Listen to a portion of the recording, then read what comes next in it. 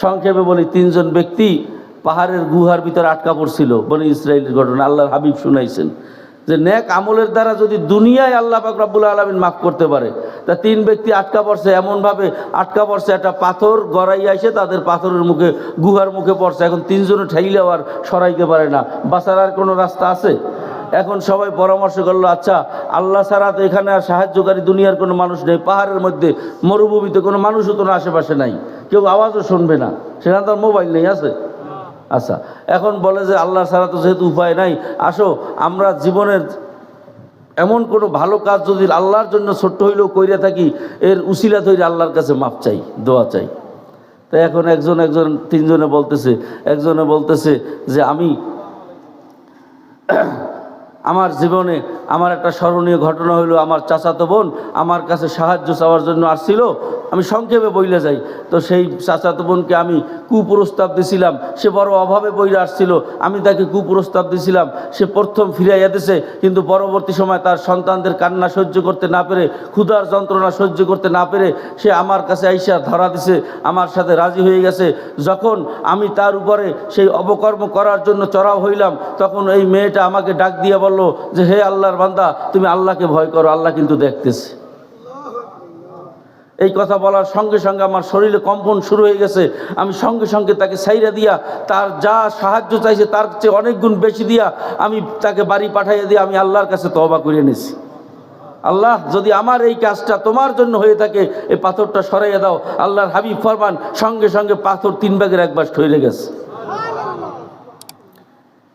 তাহলে এই নেক আমলের উসিলায় আল্লাহ দুনিয়ার বিপদ যদি দূর করতে পারে, নেক আমলের উসিলায় আল্লাহ এরকম আখেরাতের বড় বিপদ দূর করতে পারবে না? জোরে গান পারবে না? এই জন্য আমি প্রায় বলি যে আল্লাহ তো ঘোষণা দিয়েছেন যে বান্দা আমি তোমার কাছে জান্নাত বিক্রি করবো। এখন আপনার ভয় হইতে পারে যে আরে কাশীনাথপুরের 5তলা বিল্ডিংটা কমপক্ষে দাম হইবে আর 7-8-5 কোটি টাকা, তাহলে জান্নাতের বিল্ডিং হুজুরের কাছে শুনলাম একটা ইট স্বর্ণের আর একটা ইট রূপার কত হাজার তালা হবে, আল্লাহ ছাড়া কেউ জানে না, এত টাকা আমি পাবো কই? আল্লাহ বলে না বান্দা, আমি রহমান, আমি রহিম, আমি দয়াবান, তুমি 1000 টাকা, 100 টাকা, 1 লাখ টাকা, 50,000 টাকা, অর্থাৎ আমি তোমার ইখলাসের দিক তাকাইয়ে থাকবো, এর দ্বারাও আমি তোমাকে জান্নাত বিক্রি করিয়ে দেব। জান্নাত বিক্রির ক্ষমতা আল্লাহ ছাড়া কারো আছে? জোরে কান আছে? সেই আল্লাহ ওয়াদা করছেন, ইন্নাল্লাহ হাশতারা, আমি আল্লাহ বিক্রি করব, তুমি কেনবা কিনা সেটা তোমার বিষয়। তাহলে এই জান্নাতকে পাওয়ার জন্য আপনার শুধু নামাজের ভরসা না, দুনিয়ার জীবনে আপনি এমন কিছু ভালো কাজ করেন, ছোট্ট হইলেও যেই কাজটা আল্লাহ এবং আল্লাহর রসুল খুশি হয়, এর উসিলায় নিয়াত করে যে আল্লাহ আমি জান্নাতে যাওয়ার একটা উসিলা, একটা বীজ আজকে বপন করলাম, এই ফল আমি ভক্ষণ করবো আখেরাতে। আজকে বীজ বপন করলাম, আজকে আমি এই উসিলাটা তোমার কাছে রাইখে দিলাম, আমি আখেরাতে এর ফল ভক্ষণ করব। আল্লাহ পাক রব্বুল আলামিন বলে, বান্দা তুমি যদি সহি নিয়াতে, নেক নিয়াতে আমি আল্লাহকে রাজি খুশি করার জন্য, আখেরাতের সম্বল কামাই করার জন্য আমার কাছে কিছু জমা রাখো, আমি ওয়াদা করলাম আমি যত্ন করে সেটা রেখে দেব, তোমাকে আখেরাতের দিনে বিপদের মুহূর্তে ওই জমাকৃত সম্পদকে কমপক্ষে 700 গুণ বাড়াইয়ে তোমারে ফেরত দেবো। এগুলো কোরআনের আয়াত শুনাইতেছি, কোনো কিচ্ছা কাহিনী না। কোরআন কিন্তু নাজিল হয়েছে, সবাই বিশ্বাস করে নাই। আবু বকর বিশ্বাস করছে, আবু জাহেল বিশ্বাস করে নাই। এতে কোরআনের ক্ষতি হয় নাই, আবু জাহেলের ক্ষতি হয়েছে। কথা কয় না? কোরআনের আয়াত শুনাইতেছে, আল্লাহ বলছে আমি 700 গুণ বাড়াইয়ে দেব। আল্লাহ বলেন না, এই পর্যন্ত তো শেষ না, আল্লাহু ইউদাইফু লিমান ইয়াশা। তোমার ইখলাস, তোমার নিয়াত, তোমার দ্বীনের প্রতি ভালোবাসা, কোরআনের প্রতি ভালোবাসা, এর বিচারে আমি 700 গুণ না, কত হাজার গুণ বাড়াইয়ে দেবো, আমি আল্লাহ ছাড়া কেউ জানে না। আমিলুস সালিহাতি কানাত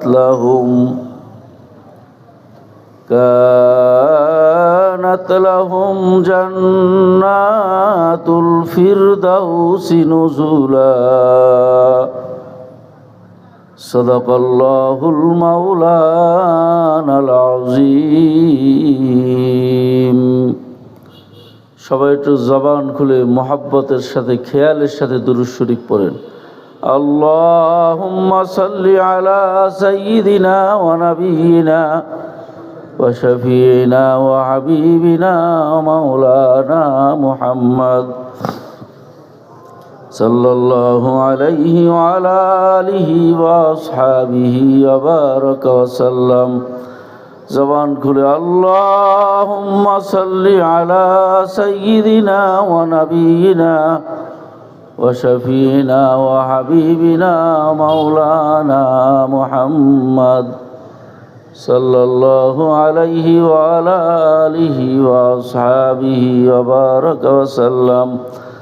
আল্লাহুম্মা সাল্লি আলা সাইয়্যিদিনা ওয়া নাবিয়িনা ওয়া শাফিইনা ওয়া হাবিবিনা ওয়া মাওলানা মুহাম্মদ সাল্লাল্লাহু আলাইহি ওয়া আলা আলিহি ওয়া আসহাবিহি ওয়া বারাকা ওয়া সাল্লাম।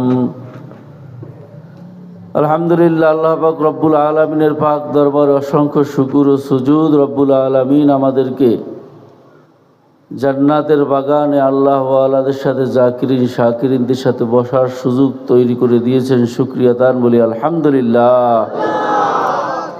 আবহাওয়াটা একটু খারাপের মতো, বলতে বৃষ্টি একটু আছে। আমরা একটু আমার সাথে আপনারা একটু দোয়া করবেন, আল্লাহ যাতে আমাদের এই প্রোগ্রামটা সুন্দরভাবে ওঠার সুযোগ দেয়।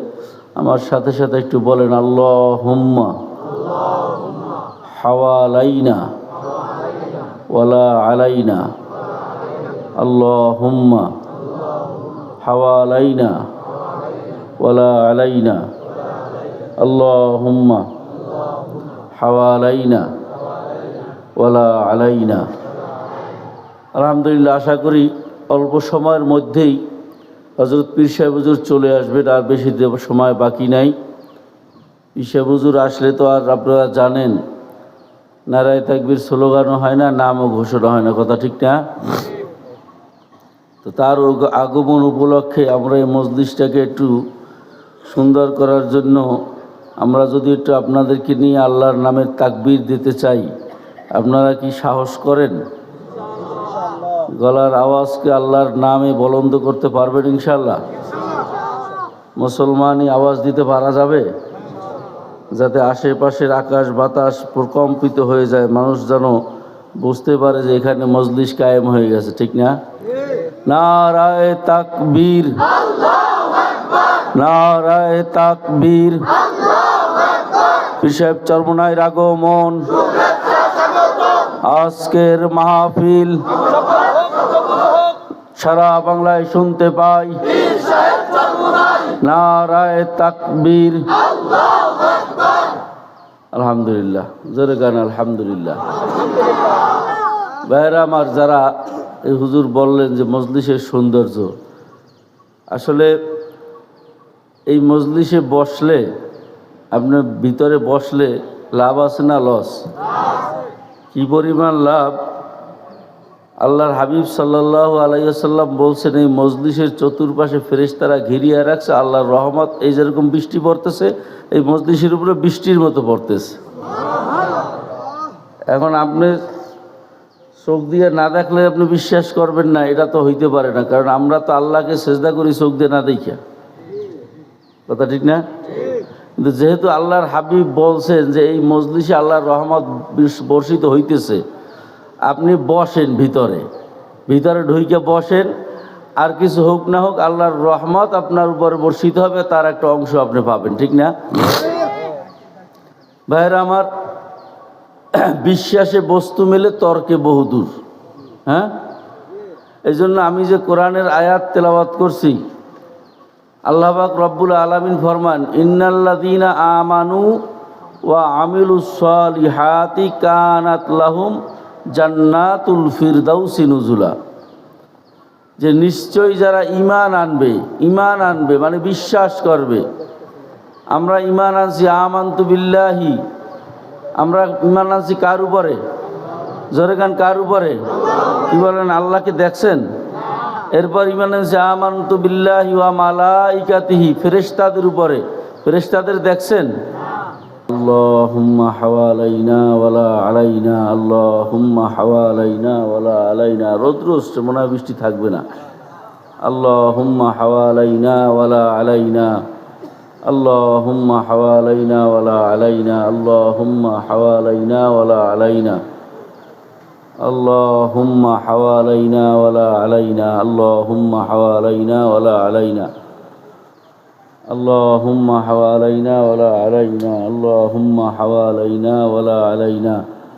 তো যে কথা বলতেছিলাম, আল্লাহ পাক বলছেন যারা ঈমান আনবে, অর্থাৎ আল্লাহকে আমরা বিশ্বাস করছি না দেখে, ওয়া মালাইকাতি ফেরেশতাদেরকে বিশ্বাস করছি চোখে দেখি নাই, জান্নাতকে বিশ্বাস করি চোখে দেখি নাই, জাহান্নামকে বিশ্বাস করি চোখে দেখি নাই, কবরে আযাবকে বিশ্বাস করি চোখে দেখি নাই, কিয়ামতের ময়দান বিশ্বাস করি চোখে দেখি নাই। আল্লাহ বলেন এই যারা এই গায়েবের উপরে না দেখে বিশ্বাস করবে, এই বিশ্বাসের আবার তারা বাস্তবায়ন দেখাবে যে আমি যে বিশ্বাস করছি তার প্রমাণ হলো সে আল্লাহ এবং আল্লাহর রসুলের হুকুমকে মেনে প্রতিফলন করে বাস্তবে দেখাবে যে হ্যাঁ আমি যে মুখে বলছি আমি আল্লাহকে বিশ্বাস করছি, আমি রসুলকে বিশ্বাস করি, আমি কিয়ামতকে আযাবকে বিশ্বাস করি, আমি জান্নাত জাহান্নাম বিশ্বাস করছি, এর প্রমাণ হলো আমি আল্লাহর হুকুমও মানছি। এটা হলো তার প্রমাণ। আল্লাহ বলেন যদি তুমি ঈমান আনার পরে ভালো কাজ আমলে সলে করতে পারো, আল্লাহ বলেন আমি ওয়াদা করলাম তোমাদের জন্য আমি জান্নাতুল ফেরদাউস বানাই রাখছি। জোরে বলেন সুবহানাল্লাহ। জান্নাতুল ফেরদাউস, জান্নাত শুনছি অনেক, চোখে দেখছি।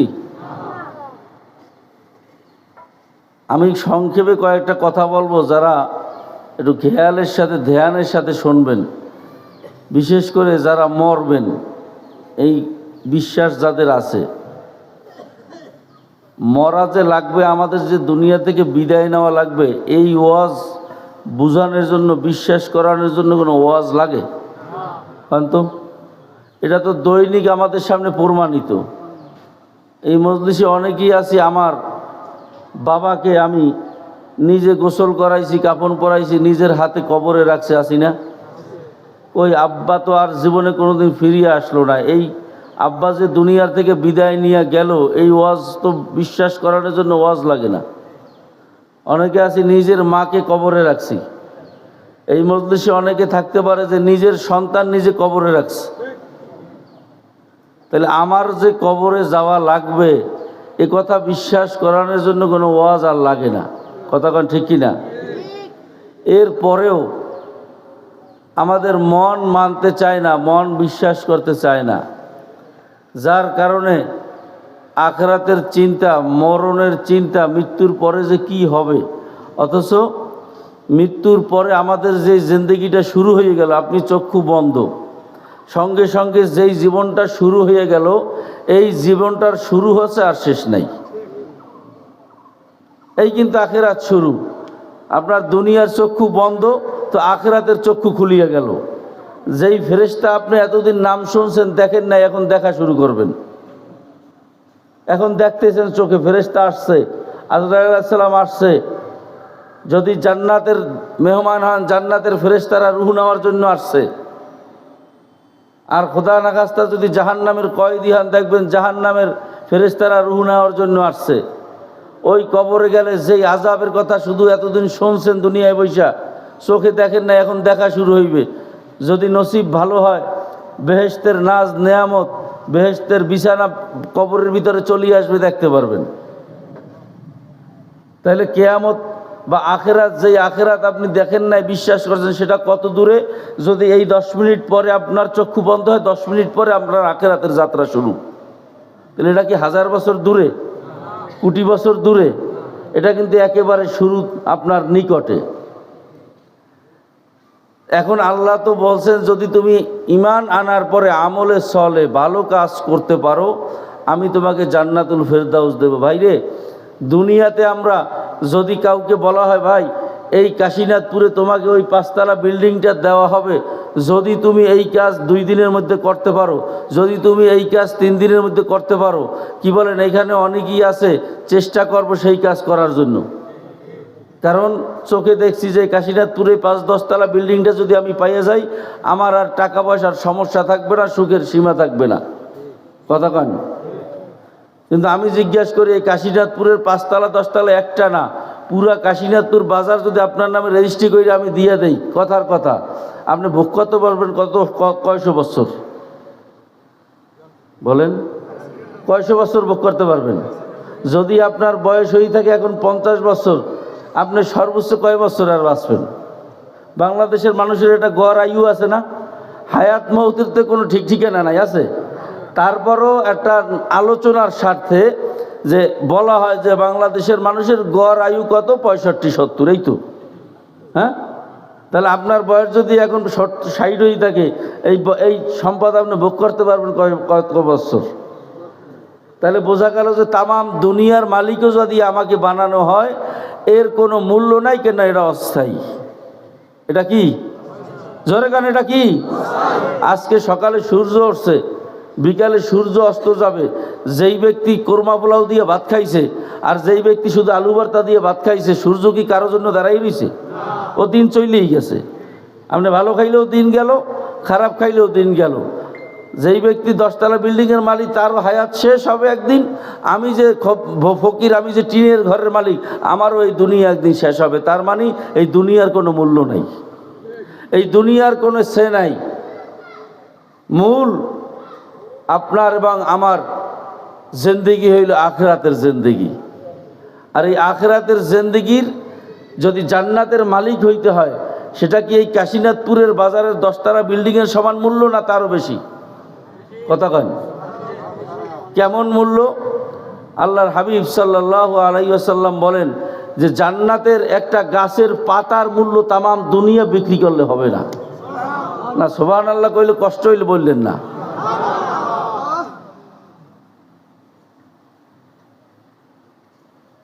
জান্নাতের বিল্ডিং 5 তলা হবে না, 10 তলা হবে না, কত 100 তলা হবে আল্লাহ ছাড়া কেউ জানে না। যার একটা ইট হবে স্বর্ণের, আর একটা ইট হবে রূপার, জওয়াহের দিয়ে গাঁথনি হবে। জান্নাতের জমিনটা হবে মেশক জাফরানের জমিন। মানে এর যে কি সৌন্দর্য হবে, আল্লাহ পাক কোরআনুল কারীমের ভিতরে ব্যাপকভাবে বিভিন্ন জায়গায় বলছেন। কিন্তু সর্বশেষ আল্লাহর হাবিব একটা কথা বলছেন যে দেখো, আল্লাহ পাক রব্বুল আলামিন জান্নাতের বিভিন্ন সুন্দর বর্ণনা দিয়েছেন। তাজরি মিন তাহতিয়াল আনহার, যেখানে নহর জারি থাকবে, দুধের নহর, নহর মানে নদী, হ্যাঁ, শরাবের নহর, মধুর নহর, পানির নহর। আবার এই দুনিয়ার নদী তো চলে মাটির নিচ দিয়া, আর জান্নাতের নদীগুলো চলবে মাটির উপরে দিয়ে রাস্তার মতো। তাও আবার আপনার হুকুম মতো। আপনি যদি বলেন যে নহর তুমি এখন এই দিক চলো, এই দিক চলবে।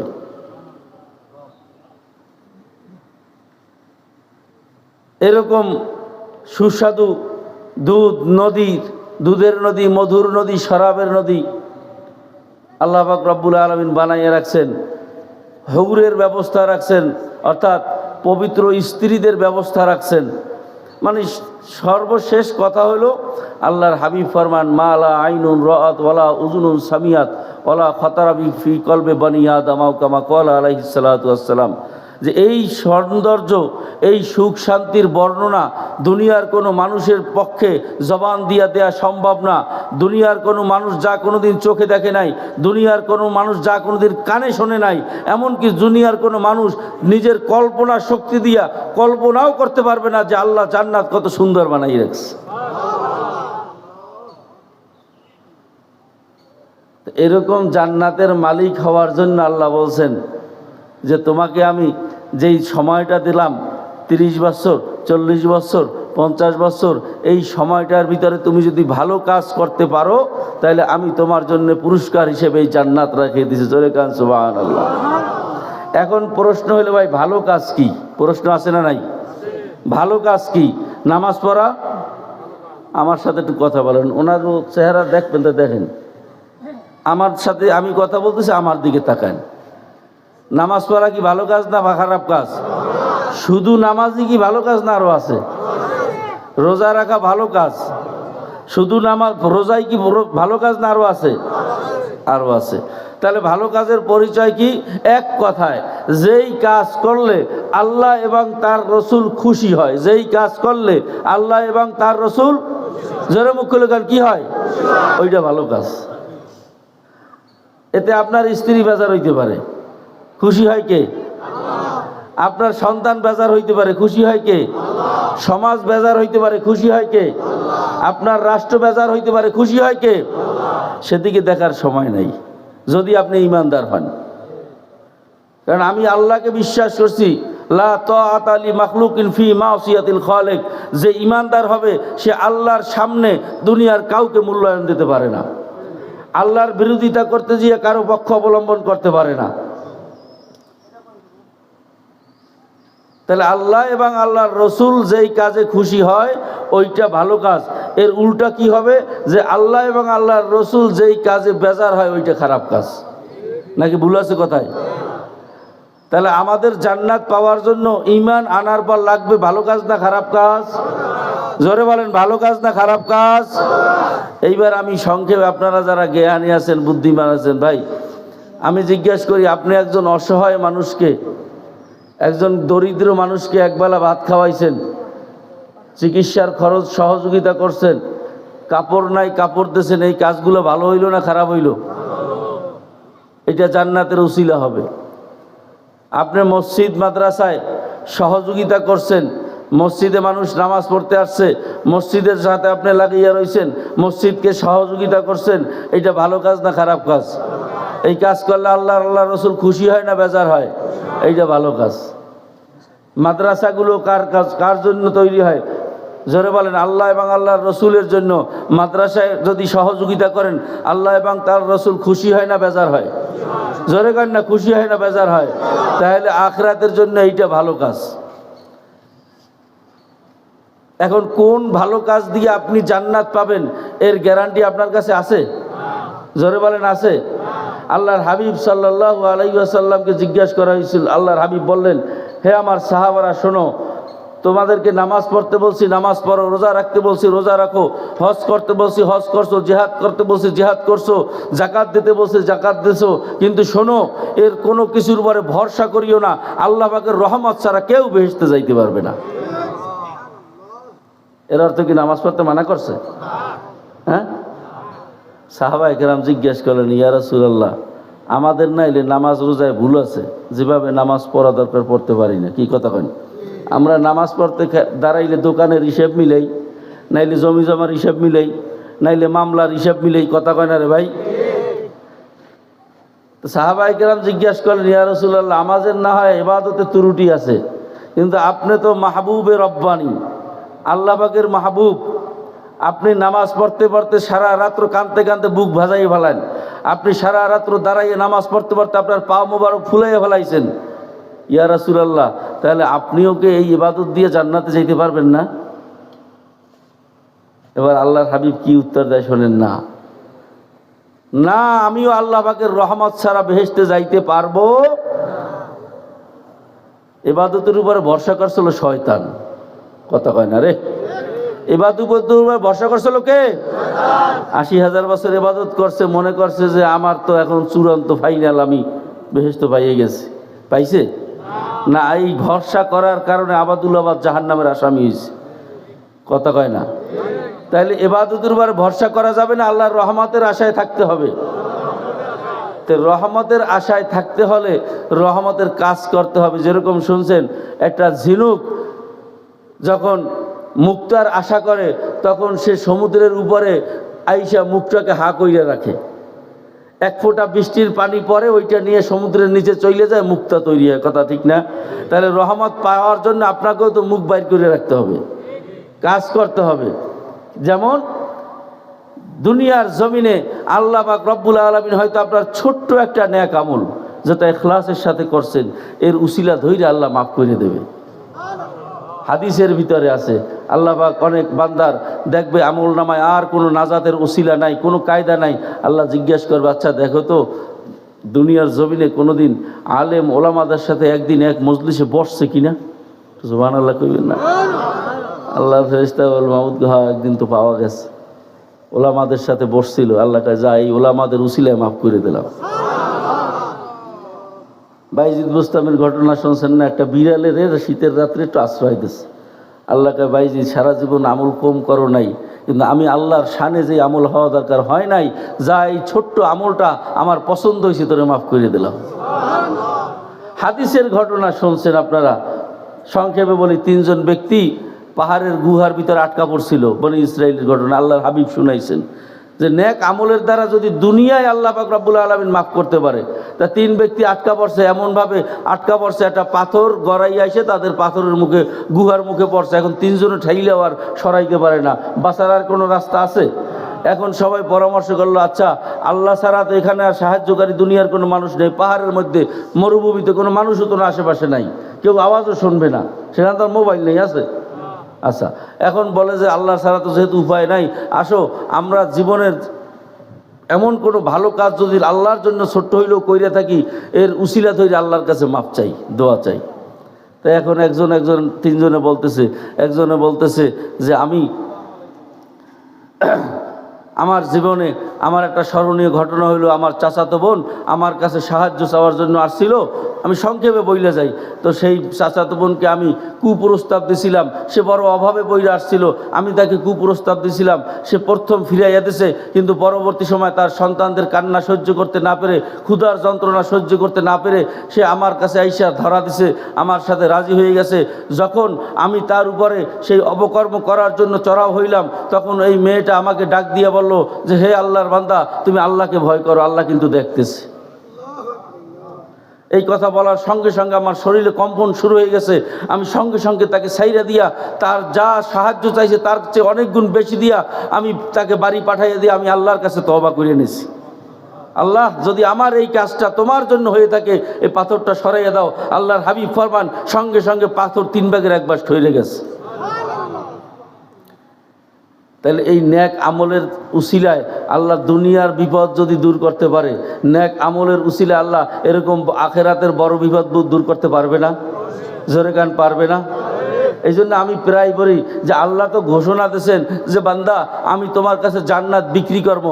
এখন আপনার ভয় হইতে পারে যে আরে কাশীনাথপুরের 5তলা বিল্ডিংটা কমপক্ষে দাম হইবে আর 7-8-5 কোটি টাকা, তাহলে জান্নাতের বিল্ডিং হুজুরের কাছে শুনলাম একটা ইট স্বর্ণের আর একটা ইট রূপার কত হাজার তালা হবে, আল্লাহ ছাড়া কেউ জানে না, এত টাকা আমি পাবো কই? আল্লাহ বলে না বান্দা, আমি রহমান, আমি রহিম, আমি দয়াবান, তুমি 1000 টাকা, 100 টাকা, 1 লাখ টাকা, 50,000 টাকা, অর্থাৎ আমি তোমার ইখলাসের দিক তাকাইয়ে থাকবো, এর দ্বারাও আমি তোমাকে জান্নাত বিক্রি করিয়ে দেব।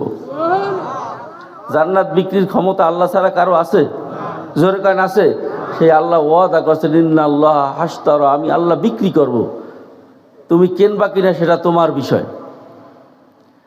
তাহলে এই জান্নাতকে পাওয়ার জন্য আপনার শুধু নামাজের ভরসা না, দুনিয়ার জীবনে আপনি এমন কিছু ভালো কাজ করেন, ছোট্ট হইলেও যেই কাজটা আল্লাহ এবং আল্লাহর রসুল খুশি হয়, এর উসিলায় নিয়াত করে যে আল্লাহ আমি জান্নাতে যাওয়ার একটা উসিলা, একটা বীজ আজকে বপন করলাম, এই ফল আমি ভক্ষণ করবো আখেরাতে।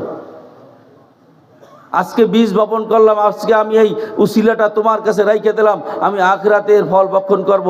আল্লাহ পাক রব্বুল আলামিন বলে, বান্দা তুমি যদি সহি নিয়াতে, নেক নিয়াতে আমি আল্লাহকে রাজি খুশি করার জন্য, আখিরাতের সম্বল কামাই করার জন্য আমার কাছে কিছু জমা রাখো, আমি ওয়াদা করলাম আমি যত্ন করে সেটা রেখে দেব, তোমাকে আখিরাতের দিনে বিপদের মুহূর্তে ওই জমাকৃত সম্পদকে কমপক্ষে 700 গুণ বাড়াইয়ে তোমারে ফেরত দেবো। এগুলো কোরআনের আয়াত শুনাইতেছি, কোনো কিচ্ছা কাহিনী না। কোরআন কিন্তু নাজিল হয়েছে, সবাই বিশ্বাস করে নাই। আবু বকর বিশ্বাস করছে, আবু জাহেল বিশ্বাস করে নাই। এতে কোরআনের ক্ষতি হয় নাই, আবু জাহেলের ক্ষতি হয়েছে। কথা কয় না? কোরআনের আয়াত শুনাইতেছে, আল্লাহ বলছে আমি 700 গুণ বাড়াইয়ে দেব। আল্লাহ বলেন না, এই পর্যন্ত তো শেষ না, আল্লাহু ইউদাইফু লিমান ইয়াশা। তোমার ইখলাস, তোমার নিয়াত, তোমার দ্বীনের প্রতি ভালোবাসা, কোরআনের প্রতি ভালোবাসা, এর বিচারে আমি 700 গুণ না কত হাজার গুণ বাড়াইয়ে দেবো, আমি আল্লাহ ছাড়া কেউ জানে না। এই জন্য আমার ভাইরা, কথা শেষ, আমি সংক্ষেপে জিজ্ঞাসা করতে চাই, এই মাদ্রাসায় যদি দিন আলোচনা হয়, কোরআন পড়ানো হয়, আলেম তৈরি হয়, নায়েবে রসুল তৈরি হয়, যাদের মাধ্যমে দিন রক্ষা হইতেছে, যাদের মাধ্যমে সারা বাংলাদেশে দিনের প্রচার হচ্ছে, প্রসার হচ্ছে, দিন টিকে আছে, এই মাদ্রাসাগুলোয় যদি আমি সহযোগিতা করি, আখিরাতের সম্বল হবে কি হবে না? জোরে বলেন, হবে কি হবে না? যদি এই মাদ্রাসায় সহযোগিতা করি, আল্লাহ এবং তার রসুল খুশি হবে কি হবে না? তাহলে এইটা ভালো কাজ। এই ভালো কাজের সাথে শুধু আজকে না, মৌত পর্যন্ত লেগে থাকবো, এরকম নিয়াত কারা কারা করতে পারি? ভালো কাজের সাথে লাগে থাকবো, জড়াই রাখবো। আল্লাহ আপনি কবুল করেন। জবান খুলে করেন না আমিন। আরো জবান খুলে করেন না আমিন। আলহামদুলিল্লাহ বলে হাত নামান। জানি না এই মজলিসে আল্লাহ পাক কাকে কিভাবে কবুল করবেন, তবে আমি আপনাদেরকে সহজে একটা কথা বলতে চাই। সেটা হলো, আল্লাহ পাক রব্বুল আলামিন কোনো বান্দাকে যদি কবুল না করেন, কোনো বান্দাকে যদি ভিতর থেকে আল্লাহ পাক রব্বুল আলামিন কবুল না করেন, সে দ্বীনের কাজে আগাই আসতে পারে না। এটা সম্ভব না। আমি জিজ্ঞাসা করি, এই কাশীনাথপুর বাজারে এরকম বহু ধনী মানুষ আছে না, যারা এরকম 2-4টা মাদ্রাসা একা চালাইতে পারে? জোরে কান আছে না নাই? যাই দেখেন তারা অনেকে 2 টাকাও এই লাইনে দান করে না। কারণটা কি? অভাবের কারণে। জোরে কান অভাবের কারণে। অথচ আপনি তালাশ করে দেখবেন, বাংলাদেশে লক্ষ লক্ষ মসজিদ আছে, মাদ্রাসা আছে। এই লক্ষ লক্ষ মসজিদ মাদ্রাসার ওস্তাদ ইমাম মুয়াজ্জিনদের বেতন সরকার চাইলেও দেয় না। এই লক্ষ লক্ষ ইমাম মুয়াজ্জিনদের প্রত্যেকটা মাসে কোটি কোটি টাকা বেতন দেওয়া লাগে কিনা? জোরে কান। সরকার 1 টাকাও দেয় না। এবার আপনার কাছে আমি প্রশ্ন, টাকাটা আসলো কোথার থেকে? কে দিল? এই আপনার আমার মতো গরিব, মধ্যবিত্ত, অসহায়, এদের মাধ্যমে আল্লাহ দেয়। কারণ আল্লাহ পাক রব্বুল আলামিন যার দান কবুল করবেন তার প্রতি একটা দায় আছে। আল্লাহ পাক রব্বুল আলামিন এই দানের উসিলায় তাকে জান্নাত দেবেন। জোরে গান সুবহানাল্লাহ। আল্লাহ বলেন, শুধু জান্নাতের আশাই থাইকো না, বরং এই দুনিয়াতে আমি এই দানের বিনিময় কমপক্ষে 10 গুণ বাড়াইয়া দেব। জোরে গান সুবহানাল্লাহ। কয় গুণ?